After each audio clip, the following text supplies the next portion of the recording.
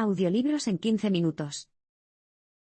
Suscríbete al canal y explora un nuevo libro cada día. Para la mayoría de la población, la vida en Brasil está llena de dificultades para adquirir incluso los servicios más básicos. Cuando piensas en Brasil, lo primero que piensas es en la famosa estatua del Cristo de Río, el carnaval, las playas infinitas y los coloridos bailarines de samba. Pero la realidad no es tan evidentemente pintoresca. Para la mayoría de los brasileños, puede ser difícil conseguir las cosas más básicas de la vida.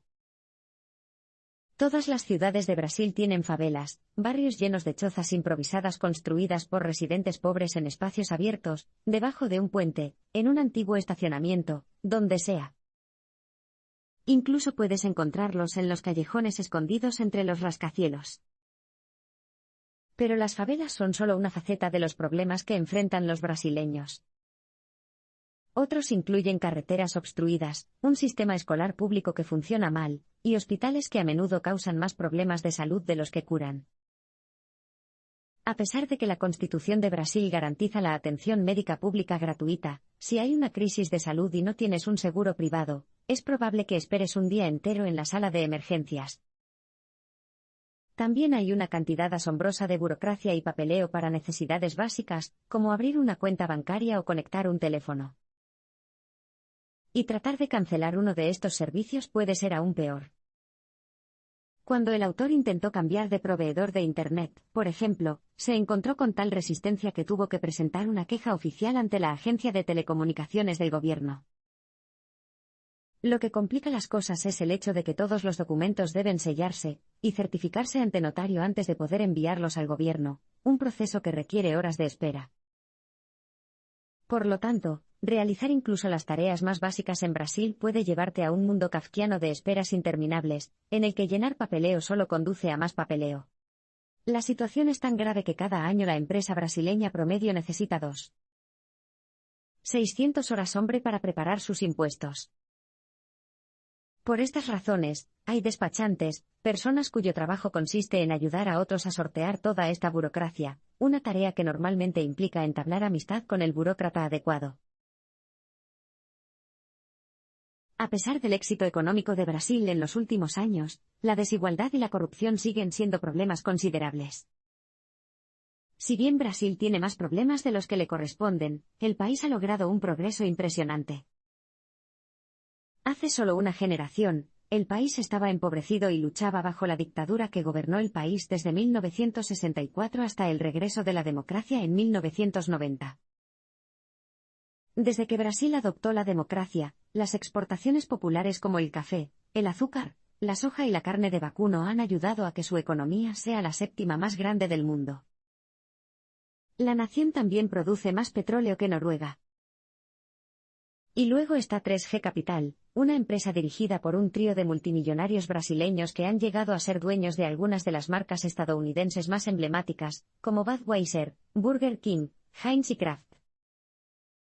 Sin embargo, a pesar de estos avances económicos, los ricos y los pobres siguen estando muy divididos, especialmente en lo que respecta al trato que reciben de la ley y el gobierno. Los que han recurrido a delitos menores, como robos menores o la venta de marihuana, suelen esperar el juicio tras las rejas, y son enviados directamente a prisión una vez declarados culpables. Solo aquellos que son lo suficientemente ricos como para pagar las apelaciones y contratar abogados pueden obtener la suspensión de sus sentencias. Los buenos abogados pueden presentar solicitudes que aprovechen las lagunas del sistema legal y retrasen el proceso mientras sus clientes permanecen fuera de la cárcel. Esto es lo que ha podido hacer Paulo Maluf, un político de larga data y exalcalde de São Paulo, la ciudad más grande del hemisferio sur. A lo largo de sus 50 años en varios cargos, Maluf ha sido acusado de asombrosos actos de corrupción. En 2011, un juez de la Corte Suprema de Brasil citó pruebas que sugieren que se llevó $19.000 millones de obras públicas en solo 4 años como alcalde. Aunque Maluf niega todas las acusaciones, también es buscado por la Organización Policial Internacional Interpol por delitos como corrupción, conspiración, lavado de dinero y falsificación de documentos.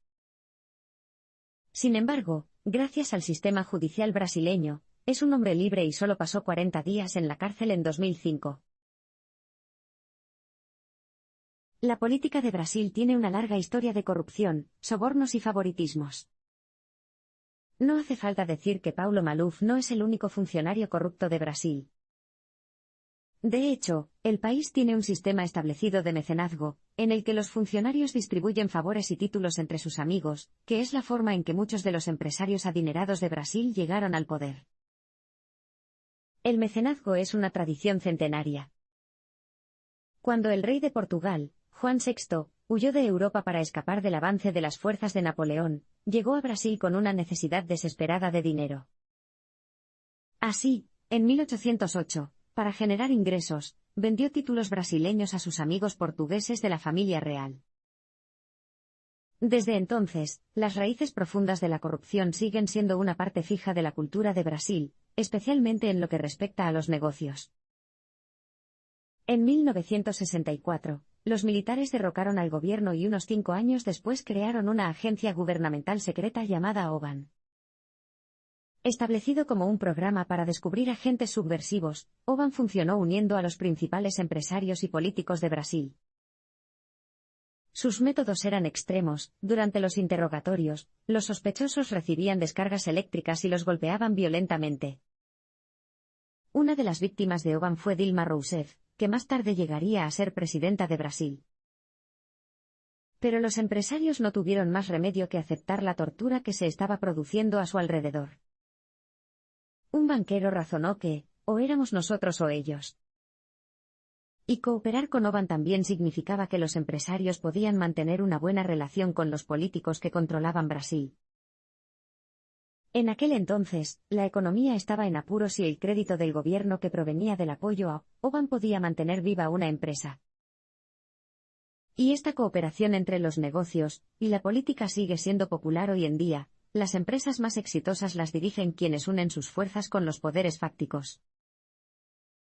Los sobornos se consideran una parte tan habitual de la actividad empresarial que las empresas, de hecho, se ponen en desventaja competitiva al no participar en estos planes. De hecho, el soborno está tan extendido que los economistas calculan que sus efectos explican la pérdida de $20.000 millones, el 1% del PIB del país. Las experiencias de Eike Batista simbolizan la tumultuosa transformación económica del país. A pesar de su reputación de corrupción, la economía de Brasil ha demostrado su potencial desde hace mucho tiempo, como se puede ver en la historia de Eike Batista.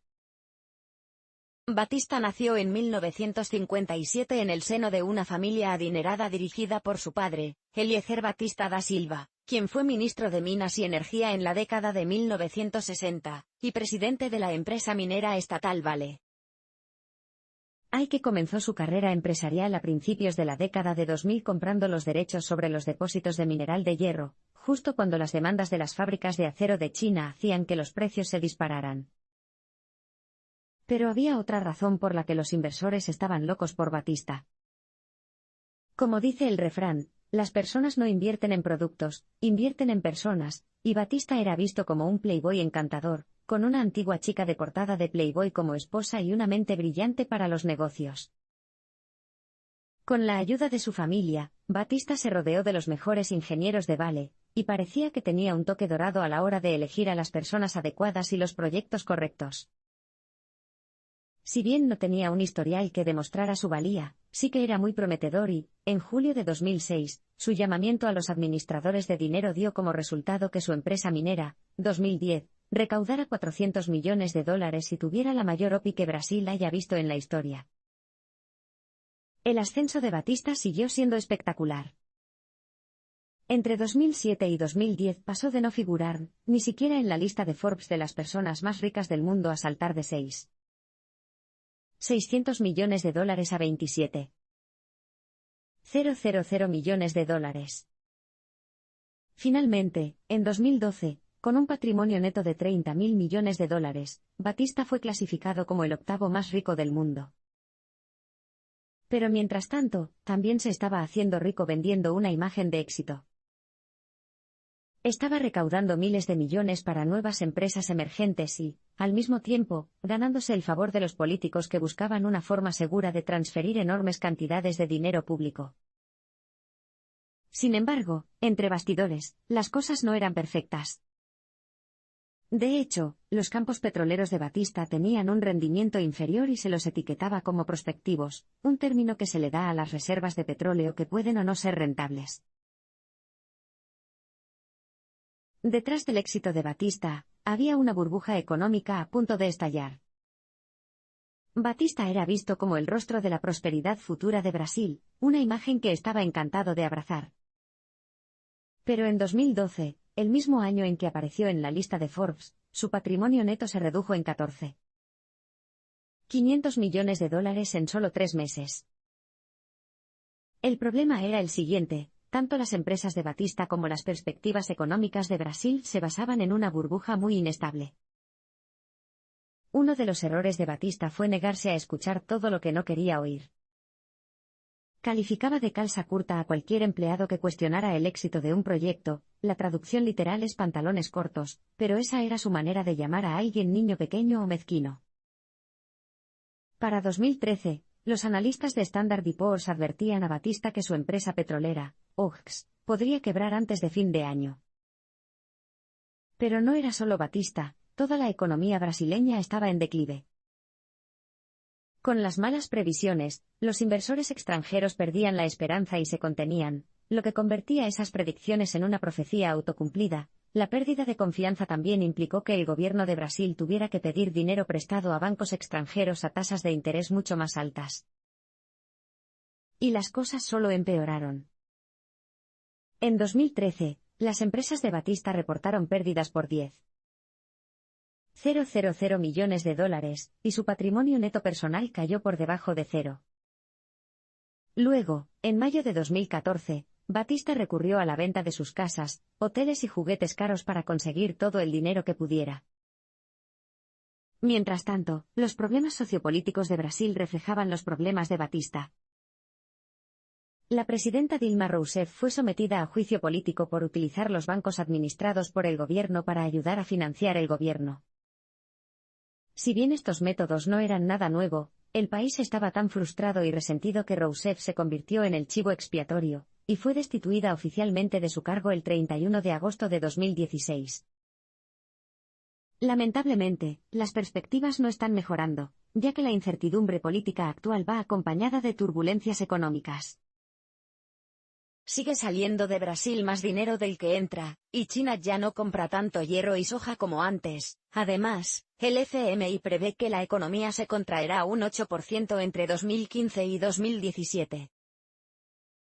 Como hemos visto, estos problemas están tan arraigados en Brasil que solo el tiempo dirá si la nación puede encontrar una forma de evitarlos.